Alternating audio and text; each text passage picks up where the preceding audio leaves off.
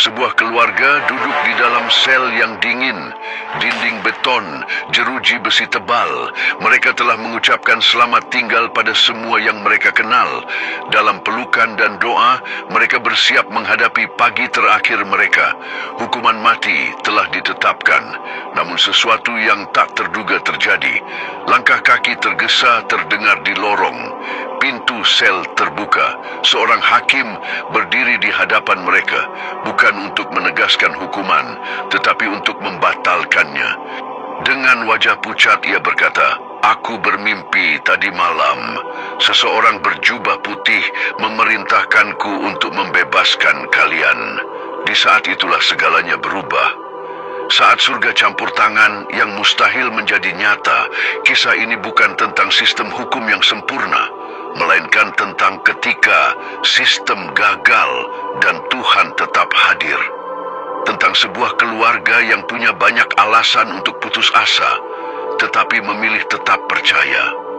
Dan tentang seorang hakim yang hidupnya diubahkan oleh satu perjumpaan ilahi. Kisah ini terjadi di Pakistan, sebuah negara dengan sejarah kompleks dan kebebasan beragama yang rapuh. Keluarga ini tidak ditangkap karena kejahatan, melainkan karena iman mereka. Mereka adalah orang Kristen. Di Pakistan, menjadi seorang Kristen berarti hidup sebagai minoritas yang berada di bawah tekanan berat. Undang-undang penistaan agama membuat siapapun yang dianggap menghina Islam dapat dihukum penjara seumur hidup, bahkan hukuman mati. Selama puluhan tahun, hukum ini kerap disalahgunakan. Tuduhan palsu dari tetangga atau orang yang menyimpan dendam sudah cukup untuk menghancurkan hidup seseorang. Sebuah keluarga Kristen mengalami hal ini. Mereka tidak melakukan kejahatan apapun, hanya berdoa, beribadah, dan hidup dalam iman mereka.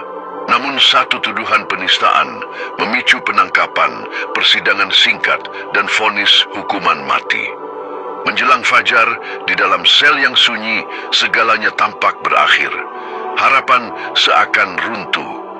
Tetapi justru di titik inilah, ketika segalanya terlihat mustahil, tangan Tuhan mulai bekerja.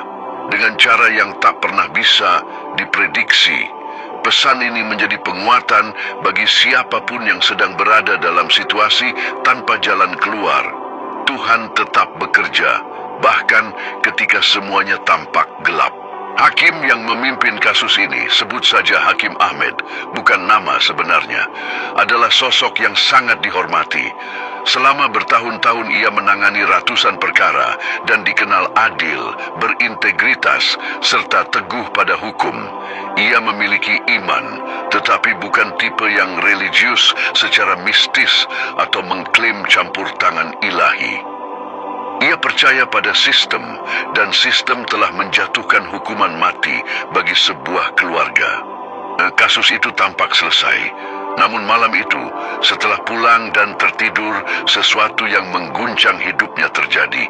Ia bermimpi, bukan mimpi biasa. Mimpi itu terasa lebih nyata dari kehidupan. Ia melihat sosok berjubah putih yang bercahaya, memancarkan otoritas yang melampaui dunia manusia. Sosok itu berkata dengan jelas, tanpa ambiguitas, "Bebaskan mereka. Mereka tidak bersalah." Saat terbangun, Ahmed bukan lagi orang yang sama. Ia ketakutan, bingung, namun yakin sepenuhnya bahwa ia telah mengalami sesuatu yang nyata dan ilahi. Pesan yang tidak bisa diabaikan. Orang boleh meragukan apakah mimpi itu benar terjadi. Namun satu hal tak terbantahkan, sikap, keputusan, dan pandangan hidup sang hakim berubah total. Perubahan itu berujung pada satu hal besar, hukuman mati dibatalkan. Sesuatu menembus skeptisismenya. Sesuatu menarik perhatiannya hingga memotivasinya mempertaruhkan karier, reputasi, dan posisinya dalam sistem hukum. Keesokan paginya, ia datang bekerja sebagai pribadi yang berbeda. Rekan-rekannya menyadari ada sesuatu yang mengganggunya. Ia lalu membuat keputusan mengejutkan, meminta kasus yang telah diputuskan dibuka kembali. Ia menuntut peninjauan darurat atas bukti dan akses penuh ke dokumen persidangan. Di tengah sistem hukum yang menuntut keputusan final dan eksekusi segera, hakim ini menunda, mengajukan pertanyaan dan berkata, "Ada yang salah. Kita perlu melihat ini lagi." Ia tidak pernah mengungkapkan mimpi yang menggerakkannya karena tahu hal itu akan menghancurkan kredibilitasnya. Sebaliknya, ia bertindak sebagai hakim sejati, meneliti bukti, menelaah kesaksian, dan menganalisis fakta. Hasilnya mengejutkan. Tuduhan terhadap keluarga itu rapuh, tidak langsung, dan hanya berdasar rumor. Ia menyadari kebenaran yang terlambat. Keluarga itu tidak melakukan penistaan agama. Mereka hanya menjalankan iman mereka. Sistem hukum telah gagal dan ketidakadilan besar hampir terjadi. Saat itulah semuanya menjadi jelas. Tanpa pengalaman malam itu, ia takkan pernah meninjau ulang kasus ini. Namun kini ia memiliki kesempatan untuk memperbaiki keadaan. Ia membatalkan vonis, menghentikan hukuman mati, dan memerintahkan pembebasan segera. Sementara itu, keluarga itu masih berada di dalam sel, telah berdamai dengan kematian dan mempersiapkan hati mereka untuk kekekalan. Mereka berdamai dengan keadaan karena iman mereka. Tuhan menyertai bahkan dalam kegelapan. Tiba-tiba terdengar langkah kaki, bunyi kunci diputar, dan suara yang memerintahkan mereka mengumpulkan barang-barang. Mereka akan dibebaskan. Sesaat mereka bingung, ragu, dan tak percaya. Namun kenyataan itu menghantam. Mereka hidup, mereka bebas, hukuman mati dibatalkan. Ketika hakim masuk ke sel untuk menyampaikan kabar itu secara langsung, emosi pun pecah. Tangisan, pelukan, tubuh gemetar, syukur dan kelegaan yang tak terbendung. Hakim itu menyaksikan iman yang nyata. Orang-orang yang sungguh percaya bahwa Tuhan akan campur tangan dan Tuhan benar-benar melakukannya. Hakim lalu menjelaskan alasannya membatalkan hukuman. Ia menceritakan mimpinya tentang sosok berjubah putih dan perintah ilahi yang diterimanya.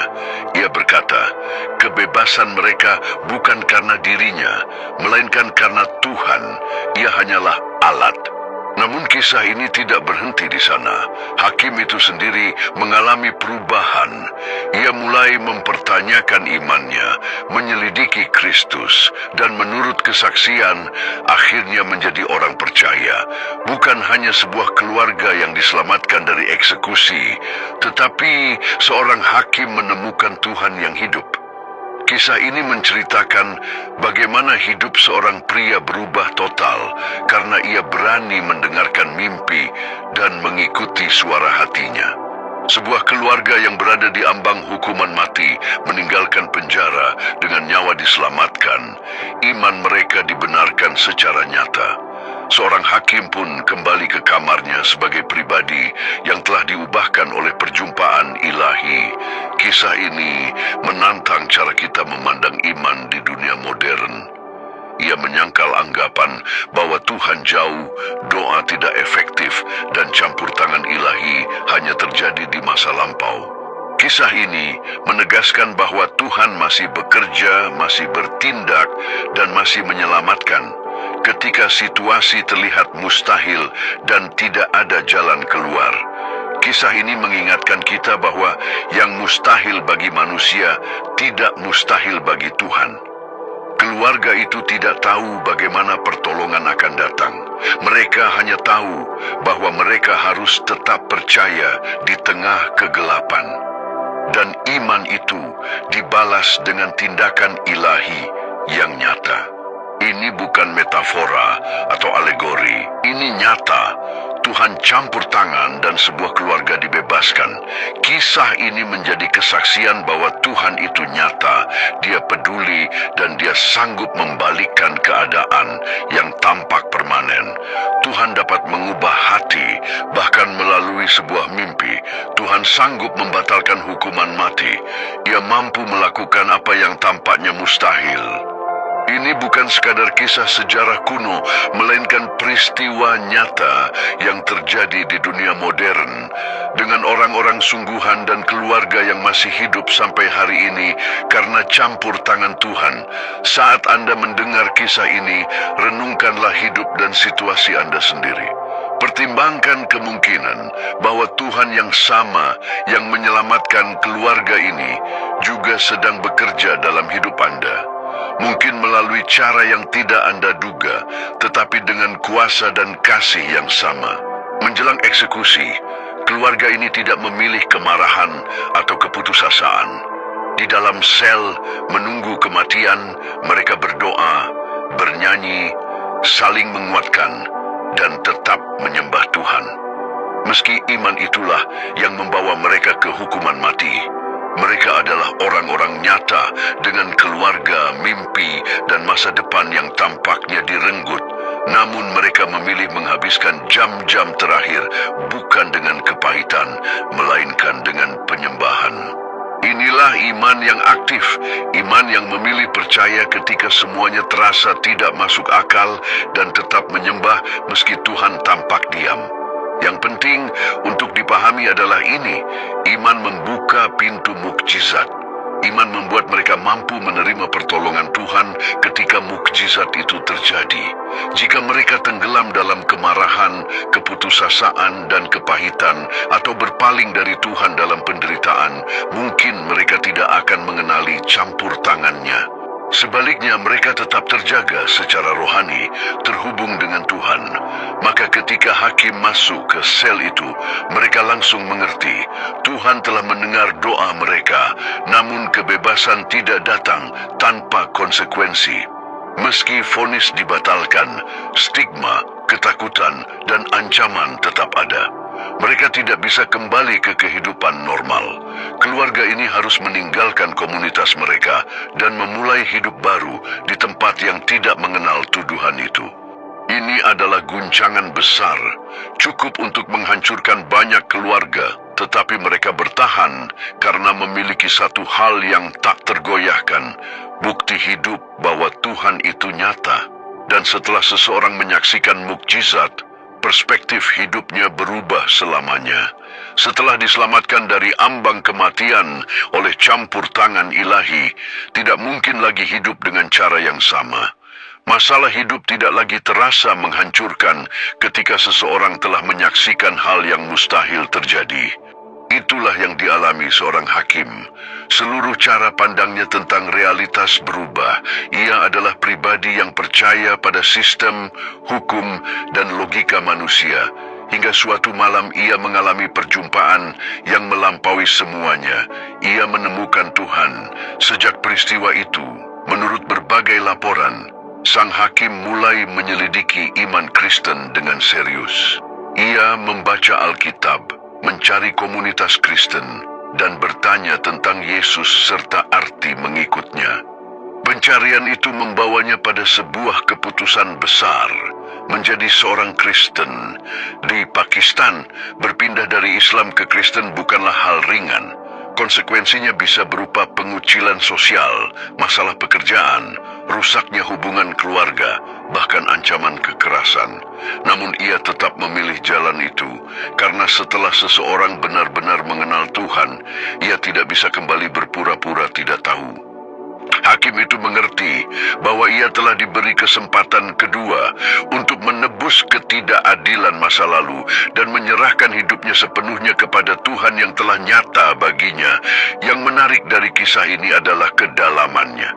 Di satu sisi, ini adalah cerita tentang sebuah keluarga yang diselamatkan dari eksekusi, sebuah mukjizat yang luar biasa. Namun di sisi yang lebih dalam, ini adalah kisah tentang keadilan ilahi yang mengalahkan ketidakadilan manusia. Lebih dari itu, ini adalah kisah tentang Tuhan yang menembus batas budaya, agama, dan sistem untuk mengubah hati manusia. Hakim dalam cerita ini melambangkan sistem dan kekuasaan yang tidak adil, namun Tuhan tidak menghancurkannya atau membalasnya dengan hukuman. Sebaliknya, Tuhan menjangkaunya, berbicara kepadanya, dan memberinya kesempatan untuk melakukan yang benar, bahkan menemukan iman dan keselamatan. Ini bukan kisah tentang Tuhan menghancurkan musuh, melainkan tentang Tuhan mengasihi musuhnya dan mengubah mereka. Pesan ini sangat relevan hari ini. Kita hidup di dunia yang terobsesi dengan hukuman dan pembalasan. Namun kisah ini menunjukkan bahwa kemenangan terbesar seringkali bukan melalui penghukuman, melainkan melalui pertobatan dan transformasi. Ketika orang yang salah arah diubahkan untuk memilih kebenaran dan melakukan kebaikan, banyak orang bermimpi. Jadi wajar jika muncul pertanyaan, mengapa ini harus dianggap sebagai pertemuan ilahi, bukan sekadar kebetulan? Jawabannya, Anda tidak harus menerimanya begitu saja dengan iman. Lihatlah faktanya. Analisis perubahan sikap hakim sebelum dan sesudah peristiwa itu. Perhatikan bahwa ia mempertaruhkan karirnya untuk membuka kembali kasus yang telah diputuskan. Ia meneliti ulang bukti dan menyadari bahwa bukti tersebut tidak cukup. Ia mengalami transformasi rohani yang nyata. Hasilnya pun jelas. Satu keluarga dibebaskan. Mereka tidak diam, tetapi menjadi saksi, membagikan kisah mereka, dan memberi harapan kepada banyak orang yang meragukan iman dan keberadaan Tuhan. Terkadang, kesimpulan paling rasional bukanlah kebetulan, melainkan pengakuan bahwa Tuhan nyata dan sedang bekerja, bahkan di tempat di mana iman dibayar mahal dan penganiayaan terjadi. Inilah kuasa sebuah kesaksian. Sebuah cerita yang bukan hanya menyentuh emosi, tetapi benar-benar transformatif, mengubah cara pandang tentang apa yang mungkin dan memberi orang keberanian untuk percaya pada mukjizat kembali. Pesan ini ditujukan bagi Anda yang hidup di tempat di mana menjadi Kristen itu sulit. Bagi Anda yang mengalami tekanan dari keluarga, komunitas, bahkan pemerintah karena iman Anda. Saat semuanya terasa buntu dan tanpa harapan, kisah ini menjadi bukti bahwa Tuhan melihat Anda, mengetahui pergumulan Anda, dan sanggup campur tangan dengan cara yang tampaknya mustahil. Kisah ini juga mengajarkan bahwa iman tidak selalu mencegah hal buruk terjadi. Masalah tetap datang, penderitaan tetap ada. Namun iman menopang di tengah proses, menjaga hati tetap terhubung dengan Tuhan, dan mempersiapkan kita untuk menerima mukjizat pada waktunya. Iman memberi kekuatan untuk tetap percaya, bahkan ketika Tuhan terasa diam. Karena iman bukan perisai yang meniadakan penderitaan, melainkan kekuatan yang menuntun kita melewatinya. Ketika hal-hal buruk terjadi, banyak orang mulai meragukan iman mereka. Mereka berpikir iman mereka kurang benar, Tuhan tidak mengasihi mereka, atau mereka telah melakukan kesalahan. Padahal iman bukanlah jaminan hidup tanpa masalah. Iman adalah hubungan dengan Tuhan yang tetap teguh bahkan saat hidup terasa sulit. Iman memilih percaya pada kebaikan Tuhan meski tanpa bukti yang terlihat, dan yakin bahwa Tuhan memiliki tujuan di tengah kekacauan. Keluarga di Pakistan ini memiliki iman yang sejati, namun mereka mengalami ketidakadilan, dituduh palsu, dipenjara, bahkan dijatuhi hukuman mati. Meski demikian, iman mereka tetap benar dan Tuhan tetap menolong mereka. Pembebasan mereka bukan hanya mukjizat pribadi, tetapi memicu dampak yang lebih luas. Keputusan hakim yang membatalkan hukuman membuka ruang bagi keraguan terhadap tuduhan penistaan agama, memberi harapan bagi banyak kasus lain untuk ditinjau kembali. Presiden ini membuka jalan bagi keadilan dan perubahan sistemik. Sebuah mukjizat menjadi awal pembebasan yang lebih besar. Perjumpaan seorang hakim dengan Tuhan menjadi katalis perubahan. Inilah cara Tuhan bekerja, dan beginilah campur tangan ilahi dinyatakan. Ini bukan hanya tentang satu pribadi atau satu keluarga. Ini tentang transformasi yang memancar, mengubah arah banyak kehidupan melalui satu titik intervensi ilahi. Hakim itu, setelah beralih menjadi pengikut Kristus, menghadapi konsekuensi besar. Di Pakistan, keputusan seperti ini bisa sangat mahal. Penolakan, keraguan dari rekan kerja, bahkan risiko terhadap karir. Namun ia juga menemukan komunitas, iman, dan kekuatan yang menopangnya di tengah tekanan. Yang paling penting, ia tidak pernah menyesal. Setelah seseorang mengalami perjumpaan nyata dengan Tuhan, tidak ada lagi yang terasa lebih berharga. Iman itu mungkin tidak nyaman, tetapi nyata dan transformatif. Kisah ini dimulai dengan sebuah keluarga yang menanti kematian di dalam sel, sebuah kekalahan total. Namun Tuhan campur tangan. Hukuman mati diubah menjadi pembebasan, yang mustahil dibalikkan. Itulah pesan dari kisah ini. Itulah yang Tuhan ingin kita ketahui. Situasimu, meskipun tampak mustahil dan menyakitkan, tidak pernah berada di luar jangkauan kuasa Tuhan. Masa depanmu, walau terlihat suram, tetap dapat diubahkan olehnya. Keluarga di Pakistan ini hidup dalam kebenaran itu. Mereka menghadapi ancaman kematian sambil tetap percaya dan Tuhan menyelamatkan mereka. Bukan lewat kekuatan manusia, tetapi melalui perjumpaan ilahi dan intervensi surgawi. Dan Tuhan yang sama masih bekerja hari ini. Ia mendengar doa dan campur tangan dalam situasi yang tampaknya mustahil. Kadang secara dramatis, kadang lewat jalan yang sederhana, namun nyata.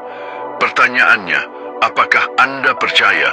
Percaya bahwa Tuhan itu nyata, peduli, dan bertindak? Inilah perbedaan antara hidup dalam keputusasaan dan hidup dalam pengharapan. Bukan soal tidak punya masalah, tetapi percaya bahwa Tuhan itu baik dan bekerja bagi mereka yang berharap kepadanya. Apa yang mereka alami juga tersedia bagi Anda.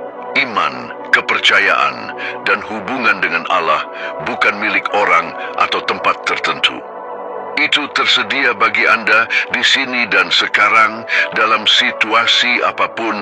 Pertanyaannya sederhana. Bagaimana jika Anda percaya? Bagaimana jika Anda sungguh percaya bahwa Allah itu nyata dan peduli dengan hidup Anda? Bagaimana jika Anda melangkah dalam iman?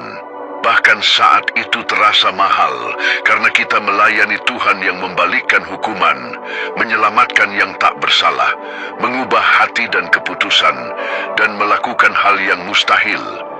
Ini bukan ilusi, ini kenyataan, dan tersedia bagi siapapun yang mau percaya.